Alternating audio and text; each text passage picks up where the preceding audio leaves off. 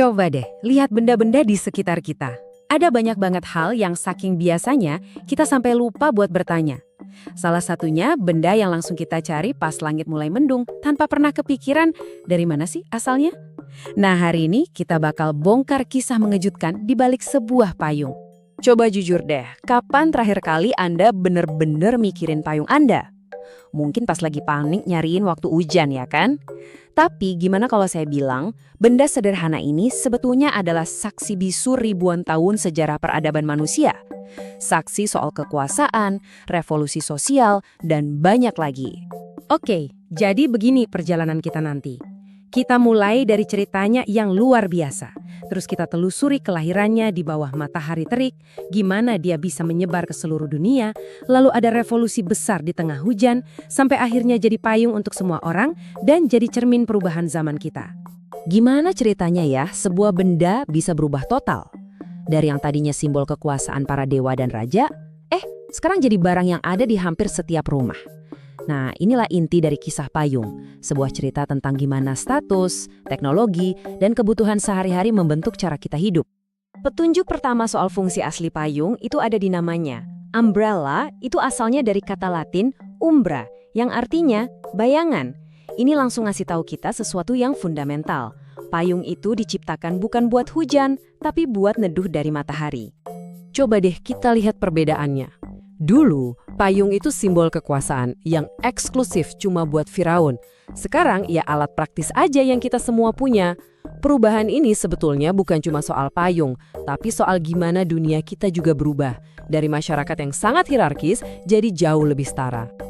Oke, untuk menemukan cikal bakal payung, kita harus lupain dulu soal hujan. Coba bayangin kita mundur ribuan tahun lalu, ke tengah panasnya gurun Mesir dan peradaban kuno Tiongkok. Nah, di sanalah ide ini pertama kali muncul. Di Mesir kuno, payung itu kemewahan yang butuh tenaga ekstra. Bahannya dari daun palem atau bulu binatang dan berat banget sampai-sampai butuh pelayan khusus buat megangin. Jadi payung itu bukan cuma ngelindungin dari matahari, tapi juga kayak pamer ke semua orang. Lihat, saya ini orang penting, bahkan bayangan saya pun harus dilindungi.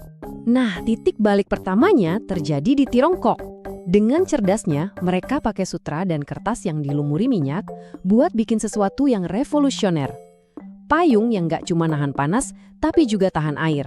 Inilah momen di mana payung berhenti jadi sekedar simbol dan mulai jadi alat yang benar-benar fungsional. Sama kayak ide-ide hebat lainnya, payung nggak tinggal diam di satu tempat. Lewat jalur sutra dan rute perdagangan laut, payung memulai perjalanannya keliling dunia. Dan yang seru, setiap budaya yang disinggahi punya cara pandang baru terhadap benda ini. Perjalanannya ini luar biasa loh. Di India, payung jadi simbol suci kerajaan. Sementara di Yunani dan Roma malah dianggap aksesori mewah buat para wanita. Jauh di timur, Jepang mengubahnya jadi karya seni yang indah, namanya uwagasa. Uniknya, pas sampai di Eropa, payung malah dipakai buat upacara keagamaan. Beda tempat, beda arti.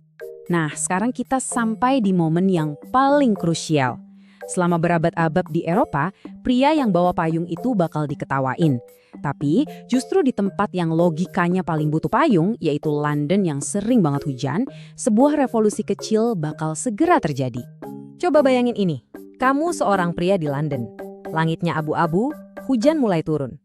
Pilihanmu cuma dua, basah kuyup kedinginan, atau bawa payung tapi dicap aneh dan feminin.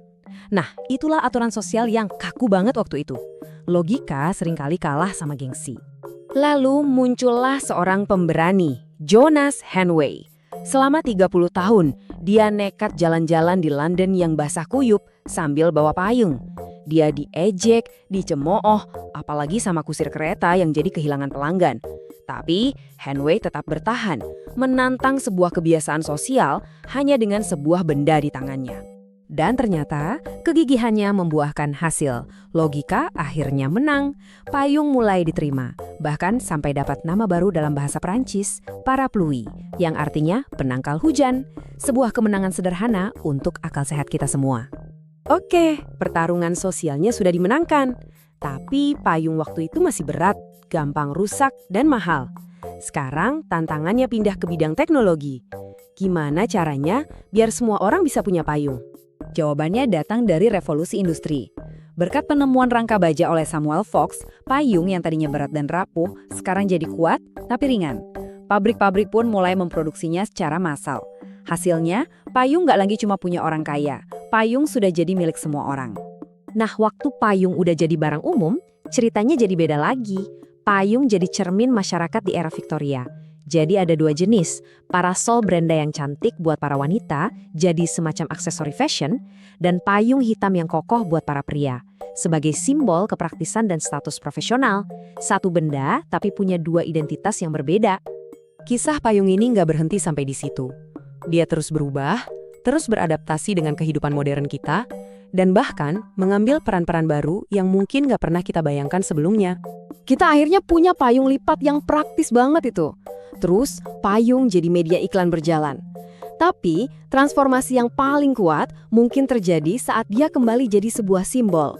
Di Hong Kong, ribuan payung menjadi perisai dalam sebuah aksi damai. Dari pelindung satu orang dari hujan, jadi pelindung banyak orang untuk menyuarakan aspirasi. Jadi begitulah perjalanan lengkapnya. Dari benda yang melambangkan jarak antara dewa dan manusia biasa menjadi alat yang justru menyatukan orang-orang dalam sebuah gerakan. Kisah payung ini benar-benar mencerminkan evolusi masyarakat kita. Dari hierarki ke kepraktisan, dari individu ke kolektif, dan dari fungsi kembali ke simbol. Jadi, lain kali Anda membuka payung, coba deh ingat perjalanannya yang luar biasa ini. Dan mungkin coba lihat benda-benda lain di sekitar Anda dengan cara yang baru. Karena seringkali cerita-cerita terbesar itu justru tersembunyi dalam hal-hal yang paling biasa.